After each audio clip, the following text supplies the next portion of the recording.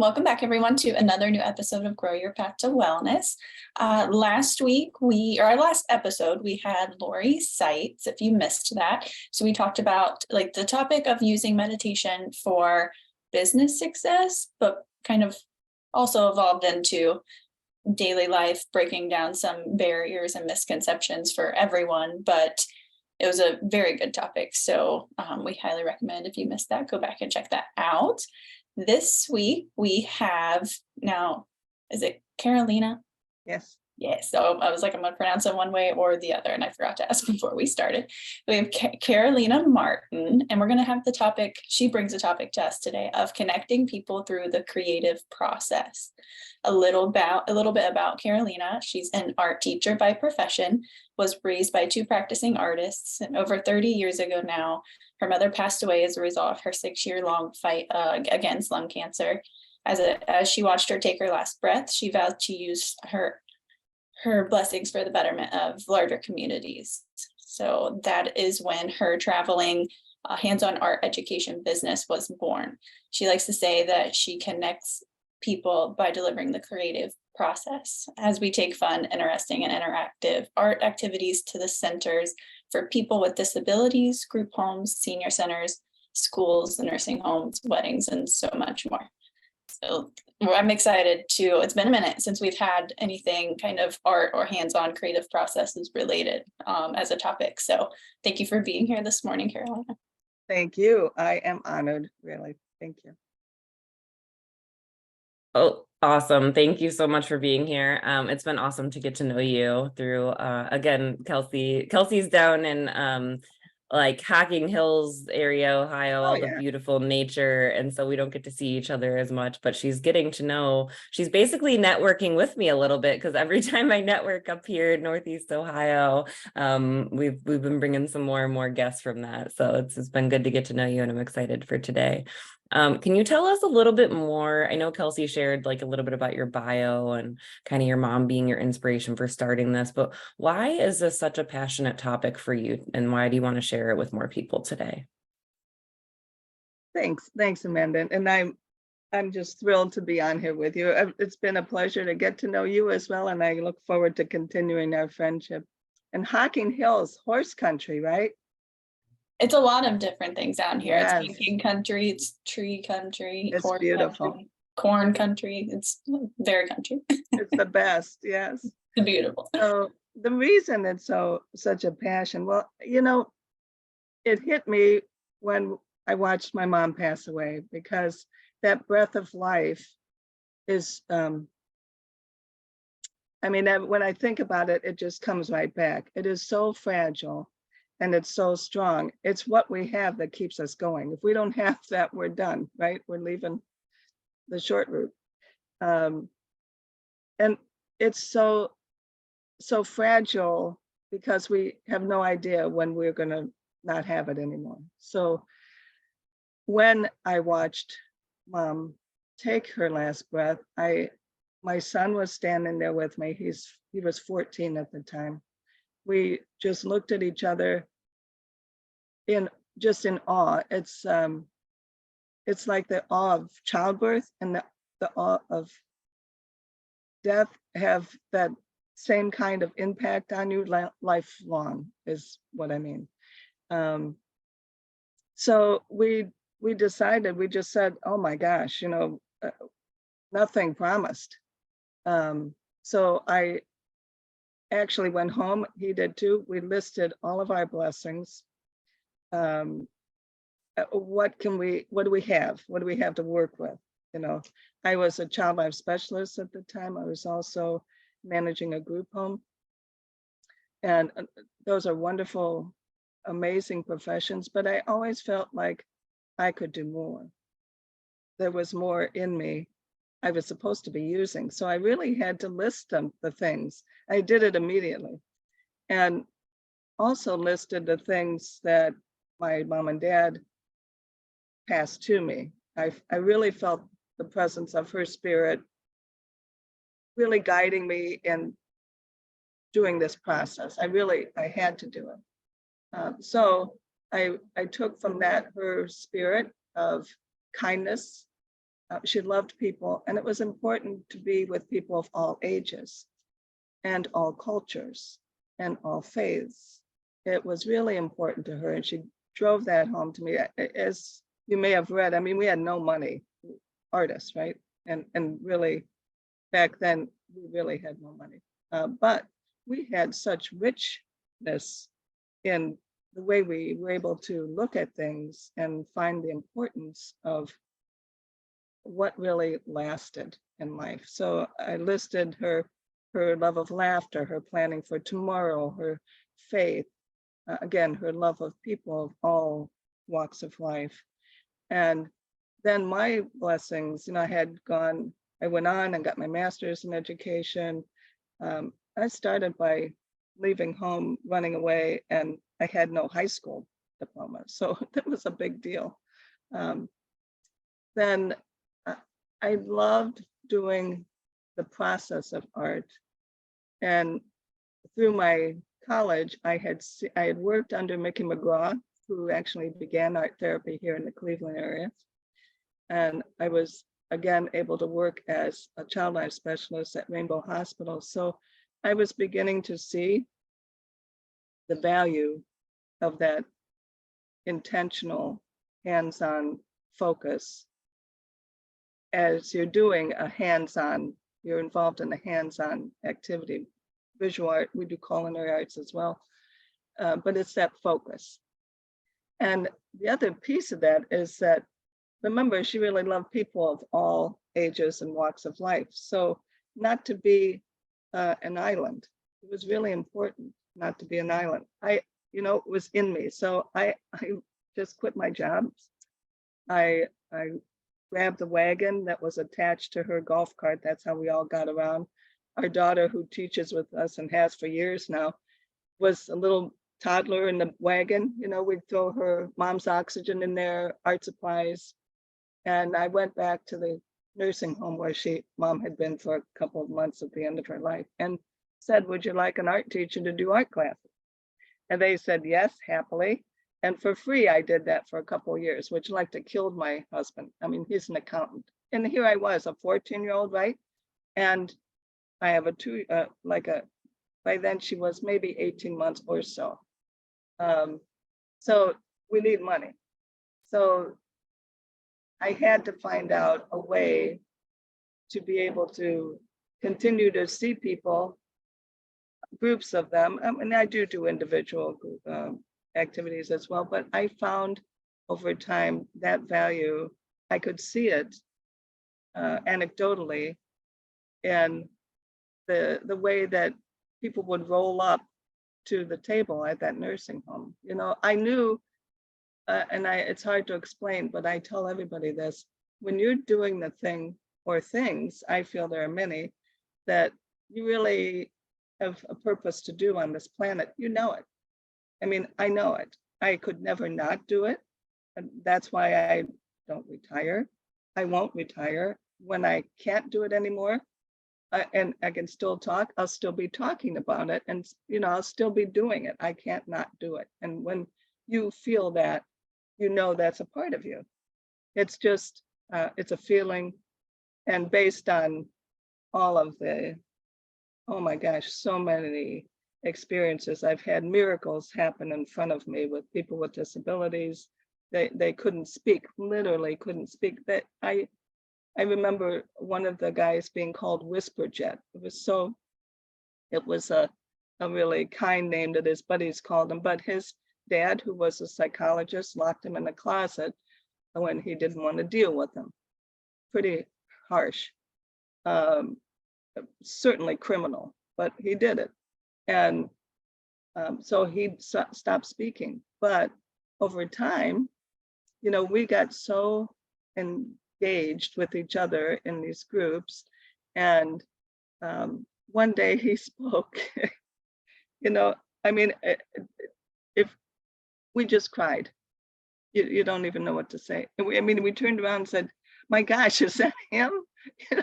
You never would expect it. But so many miracles like that, so many. It's just, so how could I not?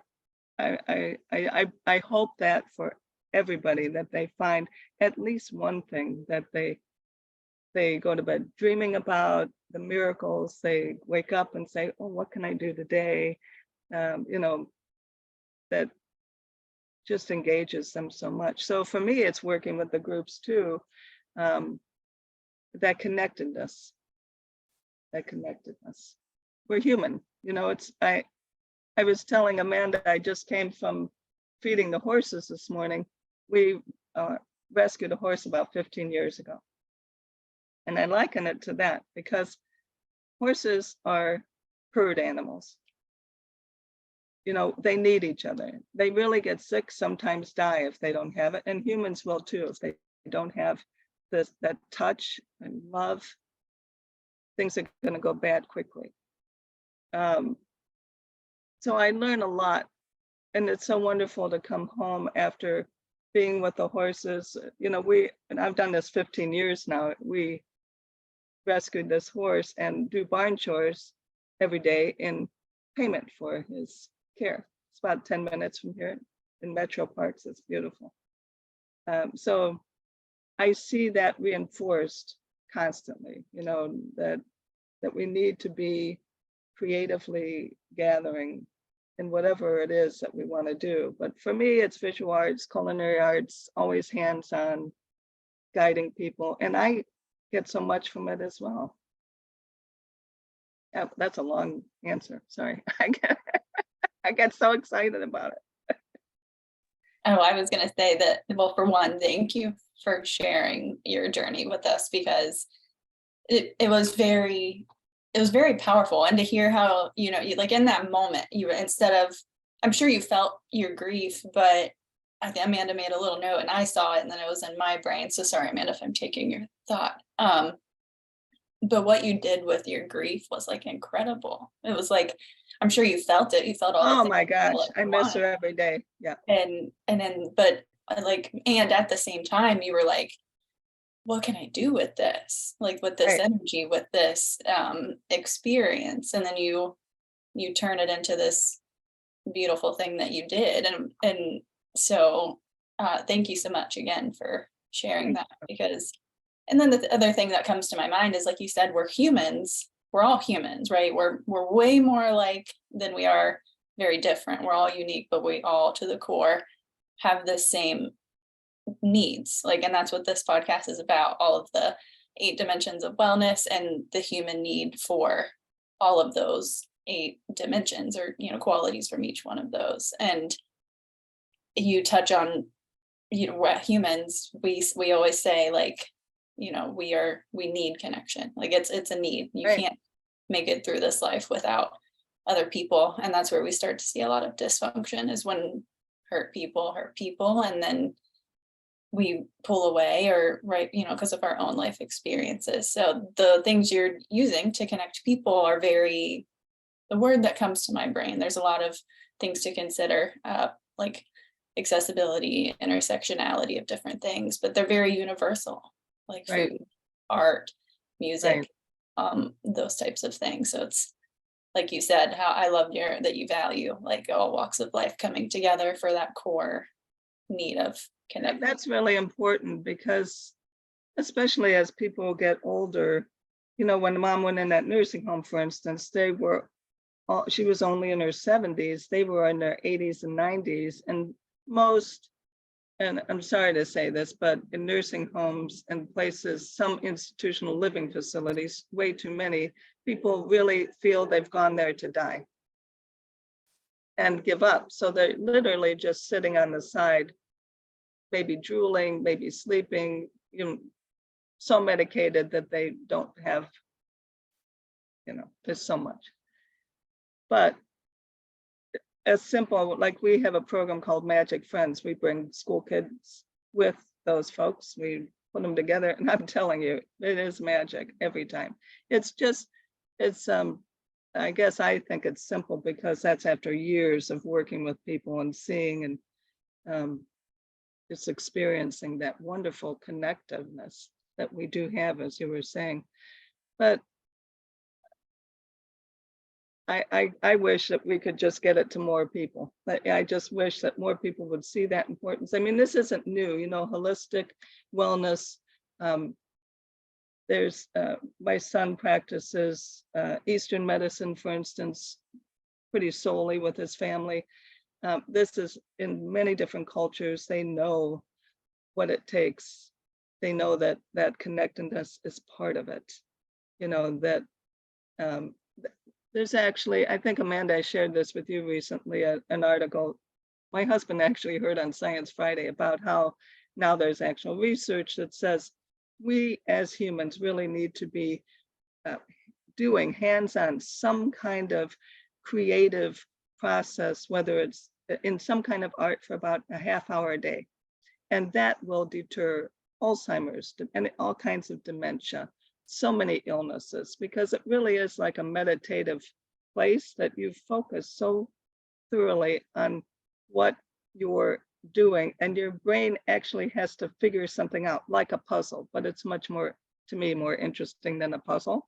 So you're working those parts of the brain that may not get worked otherwise. And we often forget those parts, which unfortunately will affect all the other stuff you're doing. You may be bicycling and running and doing all the things, but if you're not working your brain, you're going to be in trouble.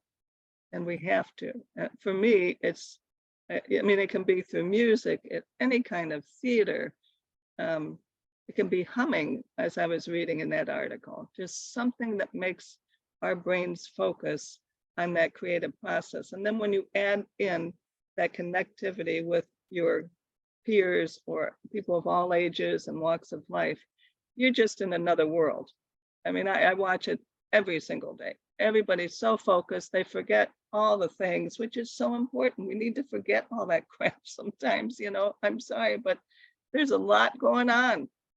There's a lot going on. I mean, California's worried about a hurricane. There's big stuff going on, and it's only going to get a lot more. We have to really find ways to add those things every single day. Then I applaud Amanda because she does that through her organization.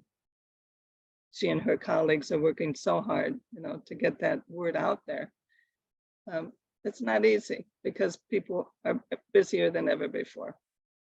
Yeah. And, you know, I won't get on my soapbox or we'll never finish your podcast, but you're right. You know, our capitalistic patriarchal society is very much go work, achieve, produce, right? And making time for creativity is like often seen as like fluff or a waste of time. And I know even when we've had our art therapist, Jenna, do some kind of creative expression things, you know, initially people might be like, I don't really know about that, especially when we brought it to like a business networking we hosted. And then once you said, like you said, once they get in it and they're focused, you look around the room and it's like this little like giddy little thing inside of me that's like, yes, I knew that we could get here, right? Like, haha, I got you, but like in a good way.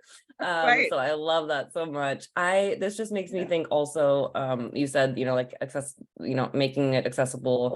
How can people on a limited, you mentioned like from your childhood being on a limited budget, right? How can we make things like this accessible to all walks of life, all ages, even if you're on a tight budget or live in an area where you don't have access to those resources? What are some like maybe tangible ideas or activities that people could do? You already mentioned like humming and things like that, but what are some other options for people? Well, you know, there are a lot of places today like Free Cycle, and there's another place that for art supplies that you can get them for free. There's so many recycling projects to do. If people have access, and most people do these days, even at a library, you can go. I would suggest if they don't have a computer, I often use the library myself. They can connect you up with YouTube and various things that you can do for free, just using shopping bags, you know, making your own paint. I mean, it's just such fun. Frankly, I find that to be more fun than hopping on Amazon and ordering something that God knows what's in it. You know, I mean, it's nice to take an onion. For instance, at Easter, we colorize our eggs. We put beets in some water, we put onions in another water, you know, different vegetables and things like that and make our own dye. Just stick the eggs in there, and that way they're more edible as well. If you think about what's in those dyes, you really would never feed that to another human. So better to make them from things that you can actually eat. And what fun it is. I mean, you tie things around the eggs, rubber bands or whatever to make designs. Once you dunk them, after you take it out, it's like tie-dyeing, but on an egg. It's great. And you take the stuff off and you have these beautiful designs like leaves. And I mean, it's beautiful. So they're endless. And I would say access the library every time if you don't have access to a computer. And there's just endless free things you can do. Recycling, leaf pounding, for instance. I take t-shirts, white t-shirts, go out in the fall, grab some leaves, put them on a t-shirt, turn the brightest side down on the t-shirt, put something over that leaf and just pound away with a rock. And the beautiful design you get on your t-shirts is amazing. And remember that green stuff with chlorophyll and all that, it stains the heck out of clothes, right? But you want that in this case. It's great. So just a couple. It's so interesting because all of these things, it's like we view as like I'm very like, you know, the inner child kind of basis part, like that stuff comes to my mind because it gets, we always say here, those parts of that part of us gets squashed down by our world and all the expectations and, you know, our own experiences, and everything just always has to feel so adult and so like capitalistic, like we've said. So serious. So serious. And then it's like, we are complaining about grass stains and clothes or Right. things like that, but it's like, no, like you can use that for something that like I feel myself light up thinking about it. Because in a video that I seen the other day of a woman who was taking like just a tapestry, like a blank one, and had it out, took it and got wildflowers and was doing that. Oh my gosh, it was so cool. And It's beautiful. I feel it. And I'm like, oh, now I want to do it. But yes. that part of my brain is like, we're out here being like, oh, that stains clothes, and then that adds more time to my day, and then I can't get them out of my clothes, and so on. It's fascinating. It's like all of it's right there.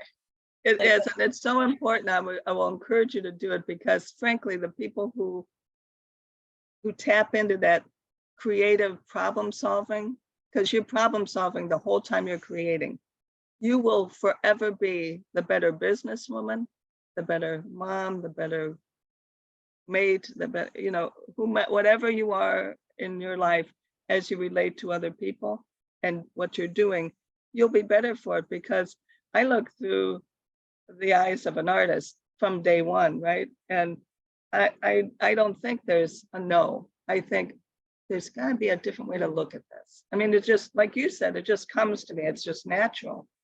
And you will find it. You will find it. Because there are other ways to do things. It isn't just the way we've been taught our whole lives. So keep doing it. Kids will do that.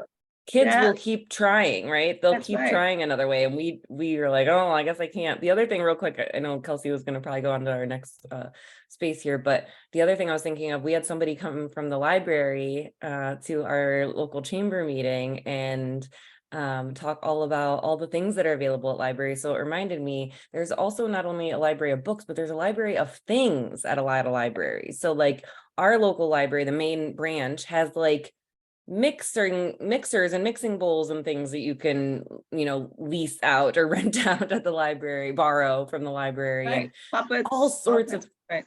things like that you can use for a creative hobby, for cooking. They have a seed library where you could start your own garden. Like they have so many creative things. They have I think they even have like a t-shirt press and just all sorts of really great stuff. Yes. So just a little plug for your local libraries. Even if you're not going to use them, please use them, but at least get a library card so we can keep them funded. Yay, that's exactly right. We don't want those to go away.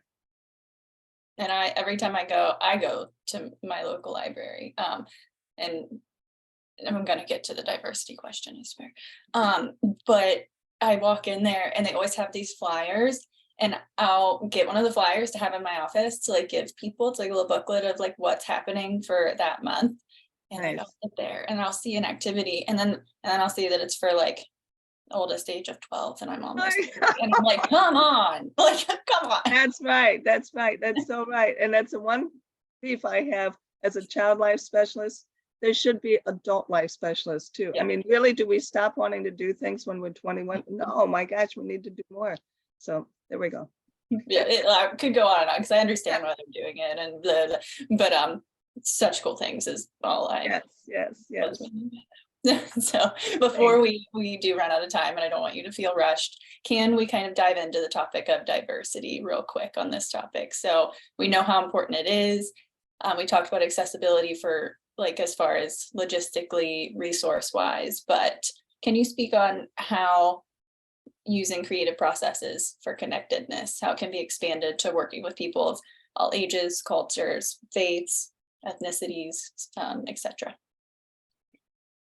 Well, yes, again, for me, it just seems like a natural thing because you'd want the input from all the folks. But I know that it isn't. I mean, reality is, you can see I'm not a kid. So I've seen a lot of just cruelty, and I continue to see it. But I think one of the ways is to have training for the folks who are in charge of team building at various, and like to your point, Amanda, team building is so necessary, but they also need to have, I guess what it would be I don't even know what you'd call it. Like less cognitive and professional and more like interactive and experiential. Right. But I guess I'll give you an example. For instance, when I've gone into various centers for people with disabilities, you would think that the folks really had a feel for, well, this is how we work with somebody. It's important to have people with and without disabilities together. I am not a believer that there should be an Alzheimer's floor in a nursing home. I am more that these folks everybody should be living together. And because we look at what one another is doing, when you're sitting at a table, for instance, and then maybe you're painting, and you look over naturally to see what somebody else is doing. And it's through these activities that you can see somebody with severe dementia looks at what maybe Amanda's doing and she tries it.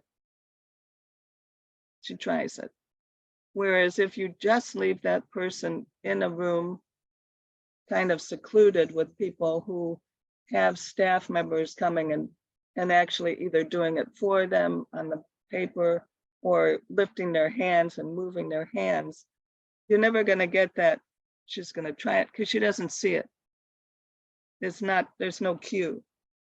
So for me, it's really important. I like to go in and I put blindfolds on people and say, okay, you're blind, kid. What would you want somebody to do? You really want them to do your work and then say it's yours? No, because it's not your work and you know it. It's insulting. Why bother? I mean, truthfully, there's no point to it. There is no point. If you want to do better, then you ask that person what color they like. Do you want to use paint? Do you want to use marker? You can ask all kinds of things a person can hear, right? And then put whatever, do you want to use a paintbrush? I'll put red paint, what red? Okay. I would help them feel the ends of their canvas and help them figure out what's comfortable for them as far as painting. We're not painting, there's a tree there that I see, paint the tree. No, you're painting the colors you like, painting like Matisse. We would use him. We're all about color. He was the master of color. And let that person continue that process, right? This is just a small focused example, but that's what I would do, go into the group of people who have control over how folks are offered things and have them feel what it's like, what the difference is. Do it one way, then do it the other way. And every time they'll tell you, yes, it takes a little longer, but you're going to see all kinds of growth in so many different ways. And you can do that as it relates to religion, sexual preference, whatever it is, you can do this. Do it the way that it's done, then do it, give some alternatives and open that line of communication into their brain. And I promise you, they won't be able to forget it because they've experienced it now. And have a conversation with everybody. How did that affect you? Which, you know, if you have some other ideas, learn from them, you know, like Coach Lee, Amanda, you know, I've learned a lot from him, just asking questions. What does make sense? What feels better? So I hope my social work brain loves this so much, because what you're really speaking to is autonomy and valuing an individual person's autonomy, regardless of their abilities or background, right? And trusting that they know what's best for them and not parentifying them and making them seem like they can't do things. And it allows them to expand and everyone around them to expand. And then I think the other important part here is just being curious. And so like, it makes me think of like when I watch my little person drawing or making whatever, I'm like, oh, like instead of me being like, what is that? Or whatever, I'm like, wow, that's interesting. Why did you choose to put this over here? Or like, just like asking questions about it rather than judging. And I love that so much. Thank you. And you know, it's and I'll say this quickly, but it's so important. When mom went to this, finally a specialist that helped her live for 6 years instead of 2 months, he said to her, I'm going to give you vitamins. I want you to do these exercises. And you hear the difference in, you have 2 months to live, put your affairs in order. He gave her hope. He gave her the belief that she could do it, that she was going to live. And that's what you're carrying over. And that's what I try to always remember. You're carrying over to give somebody that feeling like this person believes in me. They believe I can do this. And for the love of everything, don't you ever do it holding their hands or do it for them, because you better be putting your names on that piece of artwork. And really, they don't want it there. They want their name there, right? So I know that's hard, but it is the right way to do it. If you're going to, I'm going to blame it on the air conditioning that I got chills when you were just talking. All right. It was wonderful to have you. I'm so thankful you could join us. I hope this was helpful for us, whether it's kind of just wrapping it up or if it's a certain mantra or quote or saying that you would like to leave our audience with. And then where can they find you, whether that's your socials or website or whatever that is? Oh, thank you. Well, you know, I don't know if there's a certain mantra. I like to tell everybody they're the bomb, because I want everybody to think they're great, because they are. In some way, you are great. And you can find me. My website is thebombparties.com, or Facebook, Instagram, all those, at LinkedIn. LinkedIn, I'm Carolina Martin, and the rest is at the Bomb Parties. Thank you so much. I hope I helped somebody out there today. Yeah, you definitely did. Like Kelsi said, it's been a minute since we've had kind of that creative expression type episode, and connecting on social wellness, and it's intellectual because it's creative, and it's social, and it's emotional and mental. It's like so many different ones. So thank you. Next time we record, we are going to have Kendra Everhart back. She came maybe almost a year ago now, but she's coming back to talk about soul purpose. So I'm excited about that episode. Make sure you turn on notifications, like, subscribe, leave us comments and feedback. What do you like? What do you want to see in the future? And we will see you next time, everyone. Take care. Take care. Bye. Yeah.